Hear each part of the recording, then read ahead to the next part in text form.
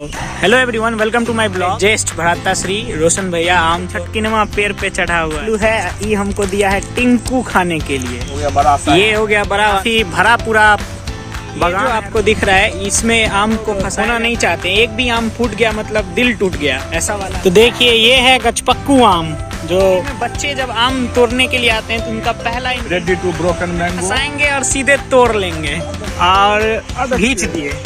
देख के उन्होंने ये कविता लिखा था। तो अकाल अकाल हाहाकार खेतों में बरसे बादल गुजर गए, सौभाग्य महीने बांट लिए वो घर आंगन, प्रकृति व्यवस्था बिगड़ गई, जीवन की सुषमा बिखर गई। जहाँ पे हम रहते हैं ना गांव में, वहाँ पे टैलेंट की कमी नहीं है। अंग्रेजी में उसे बकह कहते की कोशिश करते हैं। धूप जो है अभी वो काफी ही बोलते हैं वो लाइफ यहाँ से ज्यादा सुंदर अब कहीं नहीं जी। Hello everyone, welcome to my blog. तो आज का जो ब्लॉग है वो ब्लॉग होने वाला है कि गांव में आम कैसे तोड़ा जाता है, और आपको दिखाते हैं कि गांव में जो हम लोगों का जो आम का बागान है वहाँ पे हम लोग कैसे आम तोड़ते हैं आके। तो ये जो अभी जो मैं जिस बागान में आया हूँ वो मेरे भैया, जो मेरे बड़े भैया हैं रोशन भैया, वो ये हैं, वो इनका ही बागान है। ये आए हैं आम तोड़ने के लिए। तो ये मैंने इन्हें कॉल किया कि भैया आते हैं और आज यही चीज़ ब्लॉग में दिखाते हैं। तो इन्होंने बोला कि आओ और चलो शूट करते हैं। तो आपको दिखाते हैं कि आम गांव में एक्चुअली में कैसे तोड़ा जाता है। और उसमें आपको बहुत सारे चीज़ भी दिखाएंगे, जैसे कि देसी जुगाड़, आम तोड़ने के लिए हम लोग क्या क्या यूज़ करते हैं, आम तोड़ने की जो बहुत सारी टेक्निक है, वो गाछी प्रकृति के बारे में सब कुछ आपको इस ब्लॉग में मिलेगा। तो आप इस ब्लॉग को अंत तक देखें, आपको काफ़ी मज़ा आएगा। सो ब्लॉग में बने रहे। Thank you. ये हमारे ज्येष्ठ भ्राता श्री रोशन भैया आम तोड़ रहे हैं, और ये जो आम तोड़ रहे हैं ये आम का राजा है, जिसे हम लोग मालदा कहते हैं।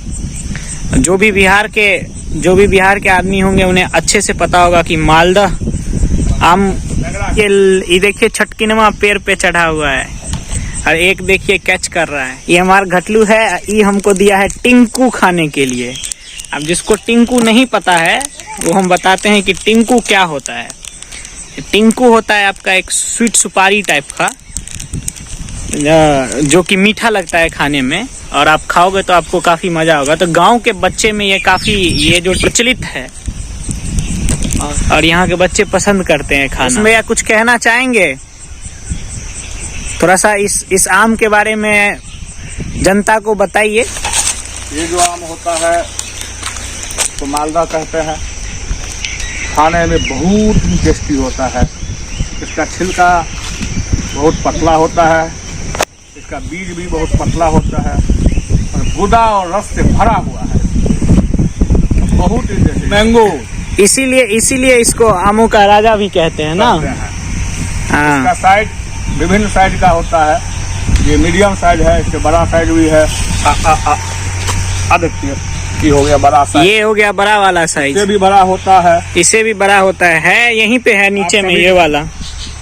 और ये काफी भरा पूरा बागान है रोशन भैया का आम का, और हम लोग अपने मैथिली भाषा में इसे गाछी कहते हैं। तो ये देखिए किस तरीके से आम तोड़ा जाता है, और आपको दिखाते हैं कि आम तोड़ने वाला कैसा है, जिससे हम लोग आम तोड़ते हैं वो कैसा है। इसमें फंसता है, इसको नेट और इसी में गिरता है। देखिए ये जो आपको दिख रहा है, इसमें आम को फंसाया जाता है और खींचा जाता है, और इसमें जाके ये नीचे ये देखिए नीचे में है। ये आम जो होता है बहुत ही सॉफ्ट होता है। हाँ, ये भी चोट बर्दाश्त नहीं करती है। चोट लगने जैसा कि भैया ने बताया कि इस आम को हम लोग आम फलों का राजा कहते हैं। तो इसीलिए हम लोग इस आम को एनी कॉस्ट पे, कुछ भी क्यों ना हो जाए, इसे हम लोग इसे हम लोग खोना नहीं चाहते। एक भी आम फूट गया मतलब दिल टूट गया ऐसा वाला हाल हो जाता है। तो आप लोगों के भी जीभ से पानी निकलता होगा जिस किसी ने इसे खाया होगा। एकदम देसी पका हुआ आम है, गाछ का पका हुआ मालदा आम है। कितना गोल्डन लग रहा है। और इसे हम लोग के भाषा में गचपक्कू आम कहते हैं। ये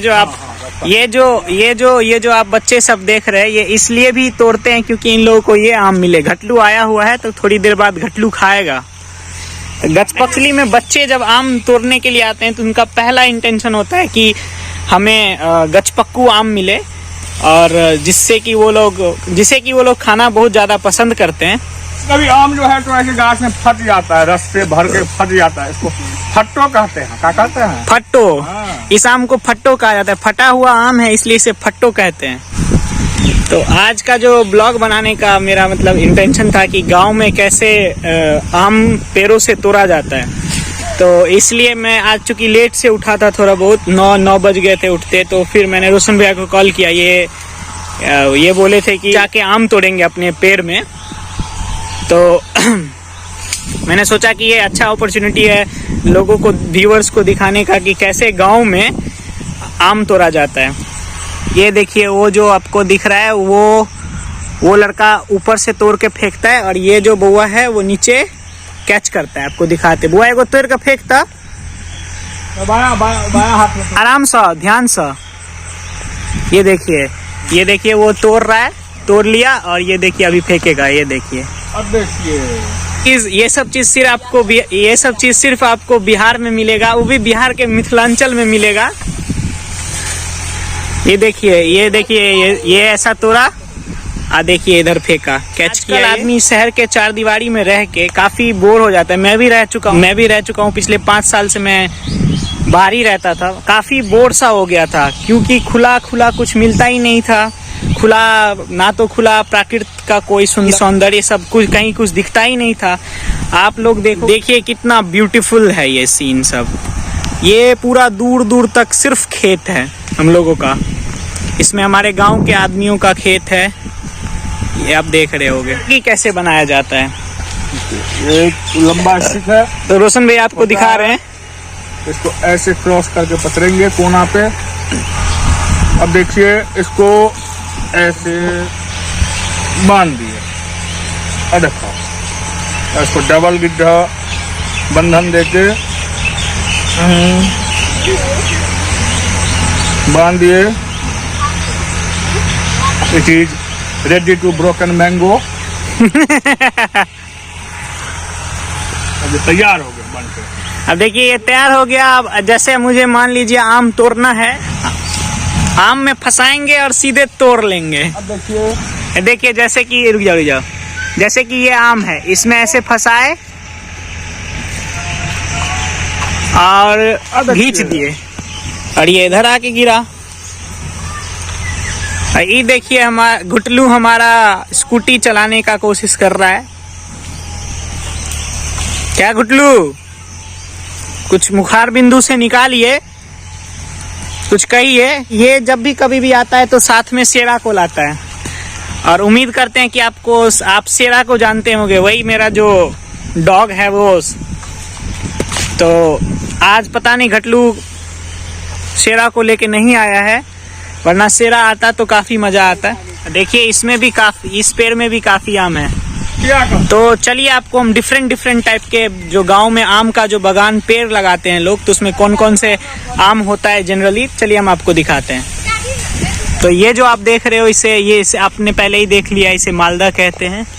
और ये जो आप देख रहे हो इसे कलकतिया कहते हैं। इसे एकदम लास्ट में तोड़ा जाता है, एकदम जब कारणों से ये पेड़ लगाया जाता है। पहला ये आम इसलिए लगाया जाता है क्योंकि इससे काफी अच्छा गांव घर में अचार बनाया जाता है, कलकतिया। तो ये जो आम है वो इस आम को कहते हैं कलकतिया। इससे आम का अचार काफी अच्छा बनता है, तो इसलिए इसे लेट तक रखा जाता है ताकि, और ये एक्चुअली में लेट में पकता भी है। सबसे सारे आमों से आखिरी में इसे कच्चा ही तोड़ लिया जाता है, क्योंकि बहुत सारे आदमी गाँव में आम का अचार बनाते हैं। होता है आम का अचार बनाने के लिए ये बेस्ट आम होता है। तो चलिए आपको और भी आम दिखाते हैं। तो चलिए आपको दिखाते हैं एक ऐसा आम जो कि तौलोगे तो वो करीब 2 से 3 आम में वो किलो भर का वजन होता है। वो किलो भर का वजन होता है 2 से 3 आम में। तो ये जो आप आम देख रहे हो, आपको शायद नहीं दिख रहा होगा कि लाइट ज़्यादा है, वो अंदर में आपको दिख रहा होगा ये वाला। इस आम को कहते हैं, ये जो आम है इसे कहते हैं शेरवा बिज्जू। आता है बिज्जू आम के पेड़ को। जैसे मालदा का पेड़ लोग खरीद के लाते हैं नर्सरी सबसे, और फिर जाके उसे लगाते हैं। बट बिज्जू आम घर पे जैसे आम नॉर्मली आम खाए, उसके बाद उसके आँठी को बो दिया जाता है, और उसके बाद खुद ब खुद वो का पेड़ उगता है, उसे ले जाके रोप दिया जाता है। पेड़ है ये वाला जो पेड़ है वो चौह का पेड़ है।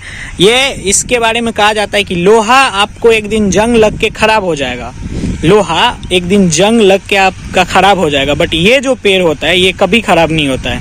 इससे ही गांव घर में जब घर बनाया जाता है तो जो गेट होता है, गेट घर में होता है ना, केवाड़ी, खिड़की, विंडो वगैरह सब ये इसी से बनाया जाता है, ताकि ये बहुत दिनों तक चलता है। इसे सारिल कहते हैं हम लोग अपने भाषा में, क्योंकि ये खराब ही नहीं होता। लोहा डालोगे, लोहा जंग लग के खराब हो जाएगा, बट ये कभी खराब नहीं होगा। इसलिए इसे भी लोग अपने आम के बागान में 1-2 लगा देते, क्योंकि इससे लगाने में ज़्यादा प्रॉब्लम नहीं होता है। एक बार आप लगा दो ये पूरा स्ट्रेट जाता है, थोड़ी बहुत छटाई करते रहो, ये स्ट्रेट जाता है। देख रहे हो, एक पेड़ है, ये भी वही उसी चीज़ का पेड़ है। हम लोग के गाँव घर में कुछ भी चीज़ जल्दी खरीदना नहीं पड़ता है। मान लीजिए केवाड़ी लगाना है, चौखट लगाना है, तो हम लोग खुद के ही गाछी में जाते हैं, खुद के ही बागान में जाते हैं, वहीं से वो लकड़ी काटते हैं, बढ़ई को देते हैं और बढ़ई बना देता है। खिड़की, विंडो वगैरह सब, विंडो और घर के गेट सब कुछ बना देता है। तो रोशन भैया कहिए, आपका कितना मेमोरी जुड़ा हुआ है इस गाछी से? यूँ समझ लीजिए कि जब से ज्ञान हुआ है तब से इस बगीचे से हम लोग जुड़े हुए हैं। ये गाछी हमारे ग्रैंडफादर लगा के गए हुए हैं, दादाजी, और वो भी फल खाए, हमारे पिताजी लोग खाए, उनका भी बचपन इन गाछियों से जुड़ा होगा संभवतः। कहते हैं गप-सप, अब ना इंटरनेट आ गया, मोबाइल आ गया, तो लोग थोड़ा दूर हो गए इन चीज़ों से। रोशन भैया काफ़ी अच्छे कविता भी लिखते हैं, तो आप लोग उनकी 1-2 रचनाएं सुनिए, आपको काफ़ी अच्छा लगेगा। प्रकृति से जुड़ा हुआ कविता है। ये यहाँ पे एक धान का खेत होता था, उसका खेत था यहाँ पे, तो धान के खेत में ही, खेत को ही देख के उन्होंने ये कविता लिखा था। तो रोशन भैया चलिए कहिए वो अपना रचना सुनाइए। अकाल अकाल हाहाकार, खेतों में आ पड़ी दरार, व्याकुल व्यथित हो रहा किसान, सूखी धरती झुलसा धान, सरित सरोवर घट रहा है, वसुधान तर फट रहा है, जन जन आहत कन कन आहत, मिलती न कहीं से थोड़ी राहत, बिन बरसे बादल गुजर गए, सौभाग्य मही के उजड़ गए, है घोर विचित्र काली साया, नर स्वयं तो यह दुर्दिन लाया, काट लिया कानन कानन, पाट लिए वो घर आंगन, प्रकृति व्यवस्था बिगड़ गई, जीवन की सुषमा बिखर गई, जीवन की सुषमा। खूबसूरत लाइन रोशन भैया अभी सुनाए हैं, जो कि बेसिकली वो शायद इस कविता के माध्यम से ये बताना चाहते हैं कि जब सुखाड़ आता है गांव घर में या फिर देश में, तो किस तरीके से मनुष्य की जो मतलब स्थिति है वो हो जाती है, किसके मनुष्य मजबूर हो जाता है एक एक दाना के अन्न के लिए। तो इसका ध्येय है, इसका अकाल की स्थिति बनी हुई थी, कई बादल आके, झुंड के झुंड बादल आके गुजर जाते थे, बारिश नहीं होती थी, खेतों में दरार पड़ा हुआ था, पेड़ पौधे सब पीला हो गया था। और इस कविता के माध्यम से हम एक संदेश देना चाहते थे कि इसका वजह क्या है, उस पर लोग सोचे।